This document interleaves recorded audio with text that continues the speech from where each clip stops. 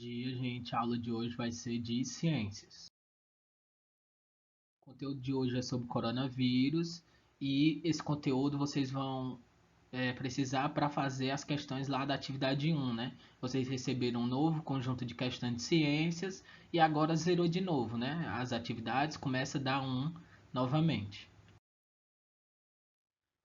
Coronavírus é uma família de vírus que causam infecções respiratórias. Então, o coronavírus ele apresenta diversos tipos de vírus, né? E eles atacam principalmente o sistema respiratório, causando as infecções. Um novo coronavírus foi descoberto em dezembro de 2019 na China. Então, é esse tipo de coronavírus específico que está causando tudo isso que a gente está vendo ultimamente, né? E ele causa a doença chamada de Covid-19. Como medidas de proteção importantes no combate contra a contaminação desse vírus, a gente pode citar lavar sempre as mãos com água e sabão. Quando não estiver em casa, né, que não der para lavar com água e sabão, usa o álcool em gel, leva o álcool em gel na bolsa. Evitar tocar nos olhos, no nariz e na boca, né, porque esses são os principais locais por onde o vírus consegue entrar, né? Então a gente não pode tocar nos olhos, no nariz e na boca, né, com as mãos contaminadas. Quando a gente tossir ou espirrar, a gente tem que cobrir a boca e o nariz com o cotovelo e com o lenço, né? Não cobrir com a mão, porque a mão depois você pode tocar nessas regiões, né? Olhos, nariz e boca, aí vai contaminar.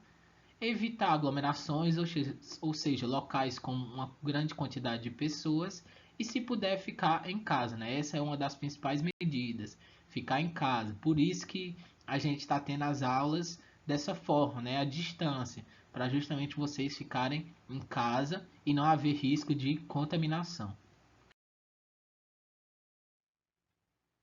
A maneira correta de lavar as mãos é ter que molhar as mãos com água corrente e aplicar o sabão e esfregar por 20 segundos, né, no mínimo, mas tem que lavar bem, né? Pode ser bem mais de 20 segundos, né? Por exemplo, aqui, ó, fala 50 segundos. Aí nessa lavagem tem que incluir as costas das mãos, entre os dedos, unhas, polegares e até o punho, ó. Tem que lavar até essa parte aqui do punho.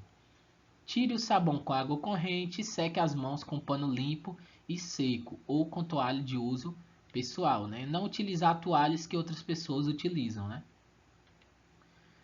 Mas atenção, se com todos esses cuidados, né, que a gente falou anteriormente, você apresentar febre e dificuldade de respirar, isso pode ser um indício que você foi contaminado com o coronavírus. Então é bom você ir buscar um atendimento médico. E até o momento não há nenhuma vacina, nenhum medicamento para prevenir ou tratar o coronavírus. Então, por enquanto, o melhor tratamento para o coronavírus é a prevenção, né? Ficar em casa, lavar as mãos, entre outras coisas, que a gente já falou anteriormente. Agora vamos para o próximo conteúdo. Agora a gente vai falar de cadeia alimentar, né? Conteúdo para realizar as questões lá da atividade 2. A cadeia alimentar é uma maneira de expressar as relações alimentares entre os produtores, que são as plantas, os consumidores, os animais, e os decompositores, que são os fungos e as bactérias. Então aqui está um exemplo de cadeia alimentar. Tem o produtor, que são as plantas, que ele vai se desenvolver, né? Tem os consumidores, ó, aqui tem 1, 2, 3, 4 consumidores, né? Que são os animais. Por exemplo, o gafanhoto vai comer a planta. O sapo vai comer o gafanhoto. A cobra vai comer o sapo. E o gavião vai comer a cobra. E por fim tem os decompositores, né? Os fungos e as bactérias. Por quê? Porque quando esse gavião aqui morrer, os fungos e as bactérias vão se alimentar do corpo dele, né? E enviar novamente, vamos dizer assim, o que tinha de nutrientes e de energia para o solo, por exemplo. Todos os seres vivos se relacionam entre si, gerando relações positivas ou negativas. Nas relações positivas não há prejuízo para nenhum dos seres associados, né? Se dois organismos eles podem ter uma relação positiva, então vai ser bom para os dois.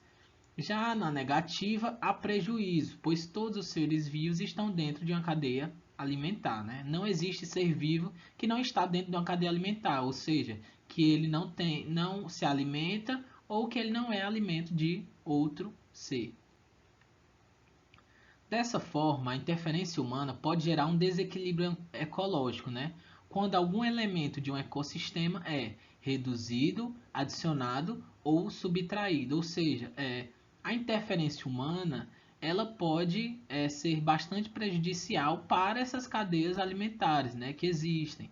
Por exemplo, quando a gente reduz algo, se a gente reduzir as plantas de um local, os consumidores, né, que vão comer essas plantas, também vão diminuir, porque eles vão ter menos alimento. Quando a gente adiciona, quando os humanos adicionam algo, também pode gerar um desequilíbrio. Por exemplo, se a gente adicionar vários gafanhotos em um local, eles vão comer muita planta e também pode causar um desequilíbrio, né? Então, como exemplo de ações negativas, né, que os seres humanos podem fazer nas cadeias alimentares, a gente pode citar a extinção de alguns animais, pois em um determinado momento ele pode extinguir um consumidor primário, que era a única fonte de alimento de outro ser vivo, que na falta de comida acaba deixando de existir, também afetando assim todo o restante da cadeia, né? Por exemplo, nesse caso aqui, né, tem uma planta que é comida por uma barata, que é comida pelo sapo, que é comida pelo um gavião.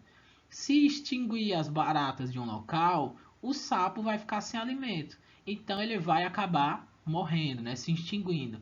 E por consequência, o gavião também vai ficar sem alimento, né? Então ele também vai entrar em extinção e vai diminuir a sua quantidade de indivíduos. O desmatamento, já que os vegetais, né, são importantes para a cadeia por serem os produtores e na ausência deles não há nem como os consumidores primários se alimentarem, né? Então, sem as plantas não há cadeia alimentar, porque elas são as produtoras. Aí tem os consumidores, né? Nesse caso aqui é o consumidor primário, consumidor secundário e consumidor terciário. E por fim tem as bactérias e os fungos, né? Então, se a planta deixar de existir, não existe cadeia alimentar. Então, o desmatamento também causa consequências devastosas. Introdução de novas espécies, né? Como por exemplo as espécies exóticas, sem competidores naturais, tendo vantagem em relação às outras e prejudicando alguns consumidores da cadeia, né? Por exemplo, se a gente colocasse um gavião muito, vamos dizer assim, que ele fosse muito desenvolvido para caçar os sapos, né? Ele ia caçar todos os sapos e iam fazer com que a cadeia alimentar também se destruísse, né? Se extinguisse. E também a poluição de maneira geral, porque ela vai atrapalhar todos os níveis da cadeia alimentar, tanto os produtores, quanto os consumidores e quanto os decompositores. E é isso, muito obrigado pela atenção e até a próxima.